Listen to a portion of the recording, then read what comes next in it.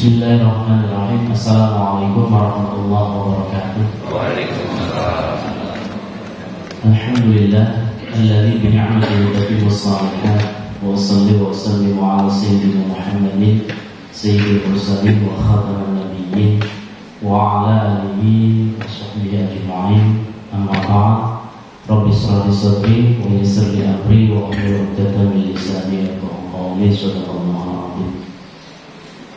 Puji syukur alhamdulillah kita senantiasa panjatkan kehadiran Allah Azza wa Jalla yang sampai hari ini masih memberikan banyak nikmat kepada kita semuanya.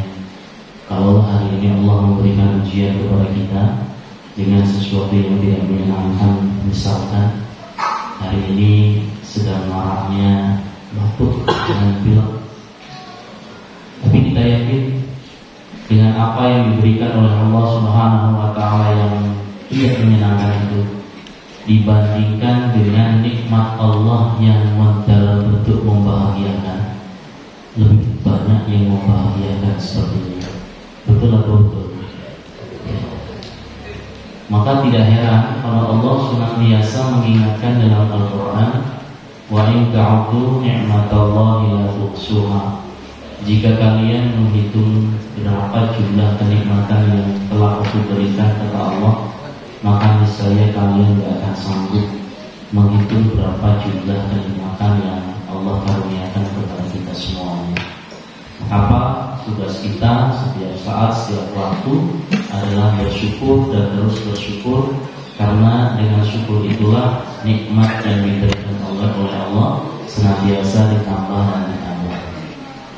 Yang saya hormati Bapak Pengurus DKM Taqwa RW 12, yang saya hormati Bapak Ketua RW, Bapak Ketua Yayasan, beserta seluruh jamaah sekalian yang dimuliakan oleh Allah Subhanahu wa Ta'ala. Mewakili sambutan dari pihak kelurahan, permohonan maaf tidak bisa mendampingi pada malam hari ini kegiatan taklim karena kesehatan beliau sedang terganggu. Kita doakan mudah-mudahan segera pulih dan sehat kembali seperti sedia kala.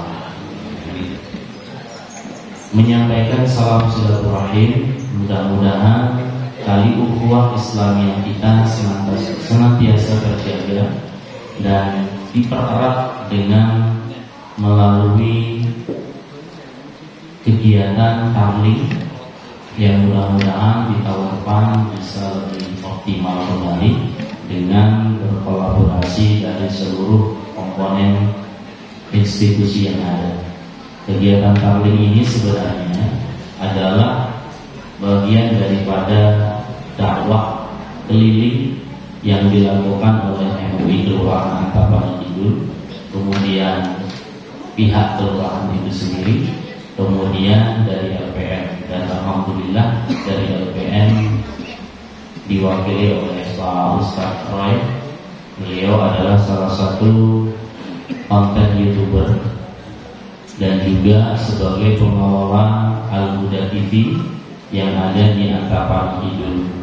Jadi kami mengimbau sekaligus mengajak kepada masyarakat wabil khusus di lingkungan Antapani Kidul, jika melaksanakan sebuah kegiatan sosial apapun dalam bentuk keagamaan ataupun dalam bentuk syiar-syiar Islam yang lainnya, silakan menghubungi beliau untuk sekiranya dapat diekspos dan diunggah di YouTube channelnya Al-Huda TV. Karena Al-Huda TV ini bagian daripada dakwah yang ada di lingkungan Antapani itu.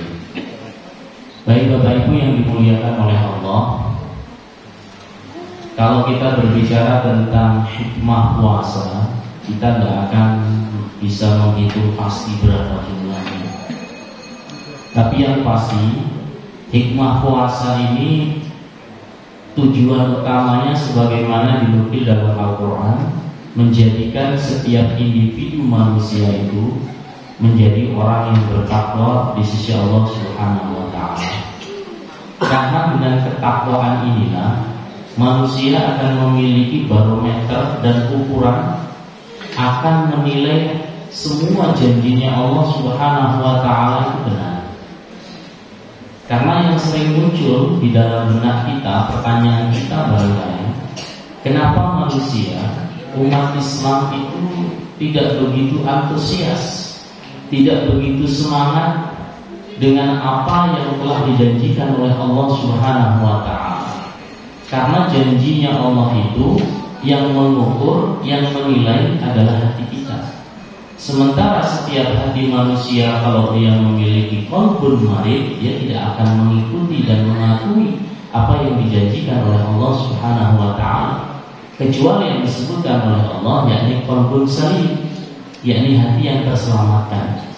Nah, hati yang terselamatkan inilah yang akan dipanggil oleh Allah Subhanahu wa Ta'ala, ya ayyatuhan nafsul mutmainnah irji'i ila rabbiki radiyatan mardiyah fadkhuli fi ibadi wadkhuli jannati.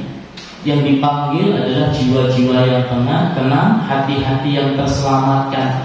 Salah satu yang terselamatkan adalah mengakui akan janjinya Allah Subhanahu wa Ta'ala. Kenapa fenomena yang hari ini terjadi? Sudah mulai menganjak pertengahan bulan suci Ramadan, saf di masjid-masjid mengalami kemajuan. Itu sudah lumrah dan sudah menjadi fenomena alam. Malam pertama, malam kedua sampai malam yang kelima misalkan, masjid itu terasa sempit, terasa sesak, jemaahnya banyak, bahkan mungkin sampai keluar. Tapi sudah memasuki fase yang kedua, di 10 hari yang kedua sudah mulai berkurang. Tidak heran, karena ini sudah menjadi sebuah seleksi alam. Nah, oleh sebab itu bagi orang-orang yang bertakwa inilah yang akan mengukur janjinya Allah. Kenapa kita kadang-kadang manusia nggak percaya? Karena apa yang dijanjikan oleh Allah tidak cash and carry, tidak diberikan secara langsung. Hari ini juga saya yakin kalau janjinya Allah itu semuanya akan diberikan langsung, pasti manusia akan berbondong-bondong, manusia akan semangat melakukan apa yang telah diperintahkan oleh Allah Subhanahu wa Ta'ala. Coba kalau nggak percaya ya, hari ini buat pengumuman pengurus masjidnya, barang siapa yang besok sholat isya dan sholat tarawih pulangnya dikasih uang 200.000, kira-kira bakal penuh nggak? Saya yakin bakal penuh. Karena apa? Sudah terbayang pulang dari sholat mendapatkan 200.000, lumayan lah buat beli kolak. Janjinya Allah nggak begitu, bahkan Allah lebih daripada itu. Kita kasih contoh yang paling mudah juga.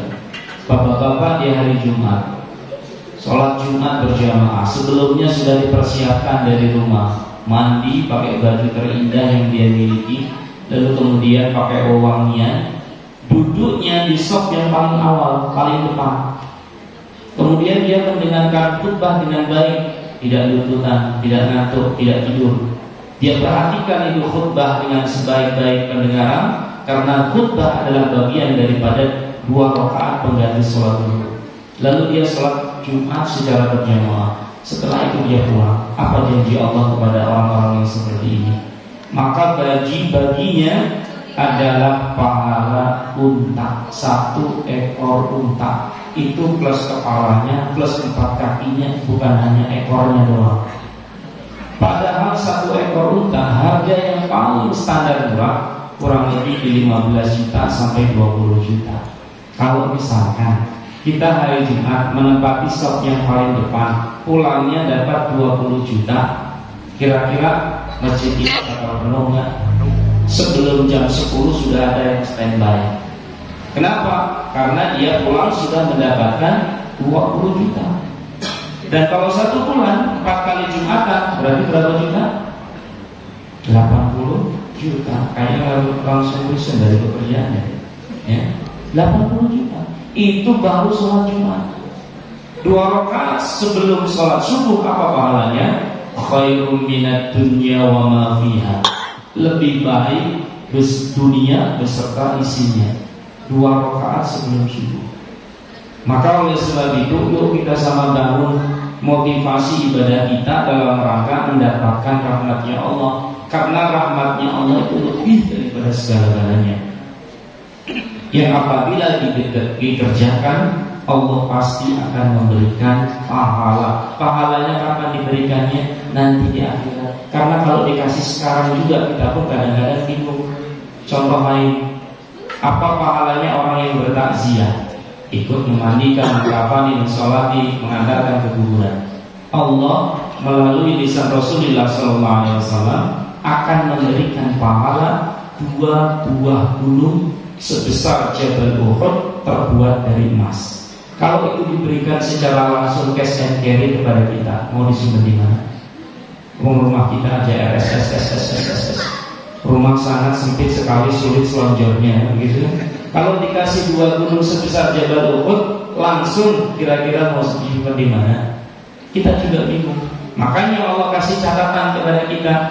Fa'amma man utiya kitabahu biyamini fayaqulu ha umqra'u kitabiyah.